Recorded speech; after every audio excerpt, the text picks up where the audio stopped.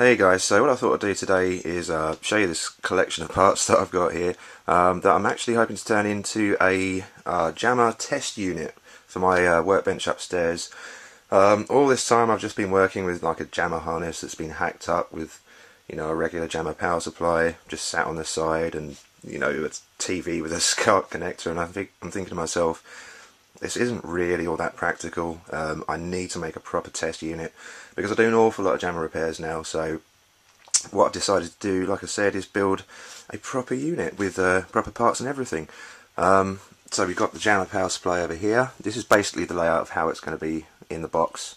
I'm just going to have to sort of create the box for it. But you've got your power switch here, which is an illuminated power switch, and that will just turn on the AC power from the input over here to the transformer.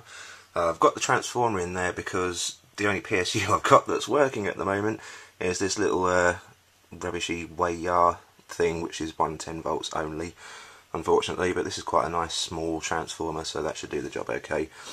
Next to that you've got obviously your JAMMA input, and I've got banana plugs here. These aren't the colours that I'm going to be using, by the way, but I've got these plugs here which will have 5 volt, 12 volt and ground on, so that I can easily plug in my logic probe or anything else I need to just quickly draw power off for testing purposes. Obviously the JAMMA there. I've got the three, got your coin, service and test switches there. I've got Neo Geo sort of shape connector controller inputs here because I've got Neo Geo sticks laying around. I really can't be bothered to build a decoder circuit. If I really, you know, don't fancy using a proper full, you know, joystick, then I can just get hold of a couple of Neo CD pads and use those instead, which will probably be a lot more convenient in the long run. But I'm quite happy with just using standard Neo Geo controllers because I'm not really bothered about making this a 6-button unit because, I mean, it's very, very rare that you'll have a 6-button game where you know, you'll need to test buttons 4, 5 and 6. It doesn't really happen all that often. I've never had it myself, and you know, it's something I can sort of take a look at as and when I need to, if I need to. Then over here, this is going to be the RGB out. This isn't exactly the right size because what I'm going to do is I'm going to use an Amiga monitor, a Commodore, sorry, RGB monitor for my setup, and this is basically going to go in an enclosure and the monitor will sit on top. But yeah, this isn't exactly the right number of pins. I think I've got a couple too many, but it does fit, and I'll probably replace it with the correct connector later on. Just got to make sure that I don't plug it in the wrong way around. But yeah, so that will then plug directly into the monitor. I've got 2 speakers here, as you may see. Why 2 speakers for a standard JAMMA setup? Well, yeah, obviously JAMMA's not stereo, but these are the only 2 speakers that I've got that are laying around that I've got out of an old TV, and these happen to be 4 ohm speakers, and JAMMA setups need 8 ohm speakers. So what I'm going to do is just wire these 2 in series, and this one can just, I don't know, screw to the base, and this one will screw to the outside. Like you can see, I've got plenty of room inside the theoretical box here, so it's not really a big issue. And I suppose at a later date, if I really wanted to wire it up for MVS or something, I could have them, oh mind you, no, that's not going to work either because they're 4 ohm, but I don't know, I may replace it with a single 8 ohm speaker later on. This will probably just do the job though, so it doesn't really matter too much.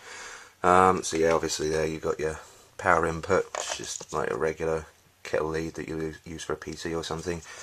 And that's about it really, aside from some fuses that I'm going to be using. These are only temporary because, again, these are the only ones that I've got to hand, but eventually I will have you know, like the little sort of screw out fuses that you can pull out and just pull the fuse out, replace it and push it back in again. Probably on the front here actually for the 5 volt and 12 volt, and then one on the back there next to the input for the power in.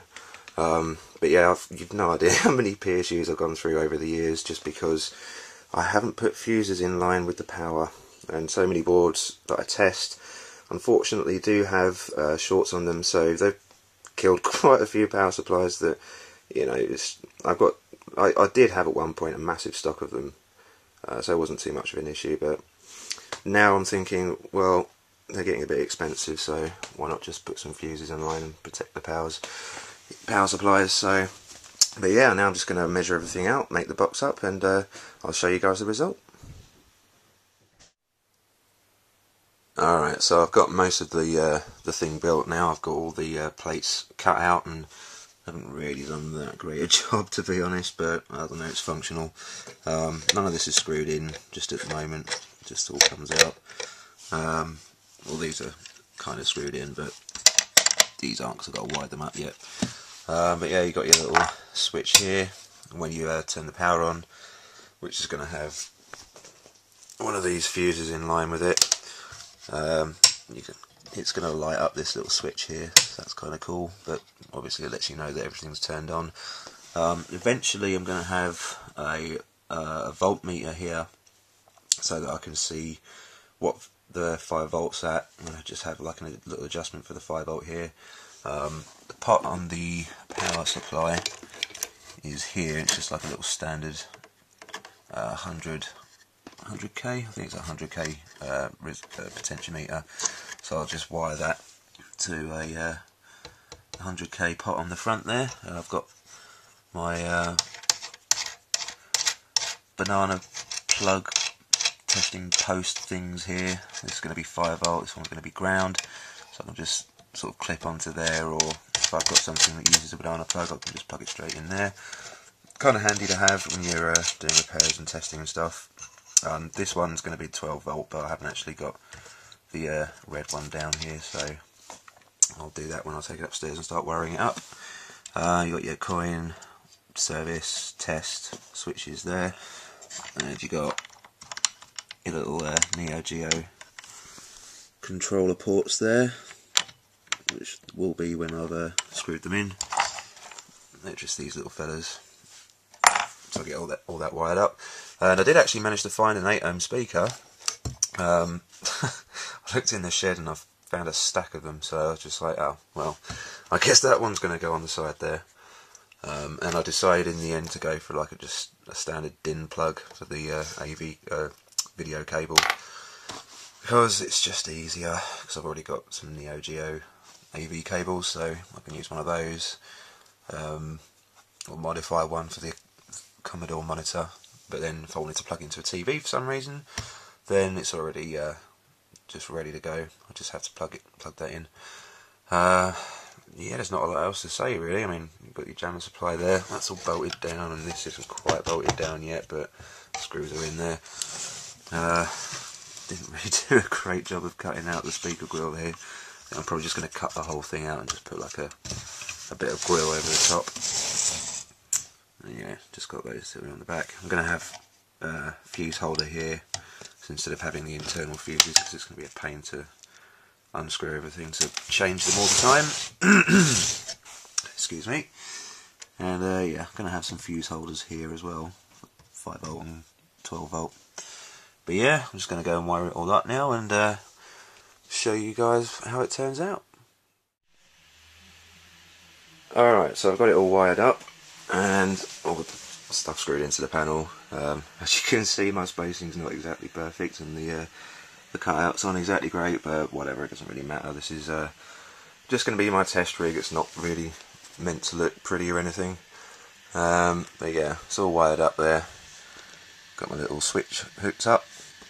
I had to have like the live connected to the top two here, and the bottom one connected to neutral, so that you got the light when you flip it on.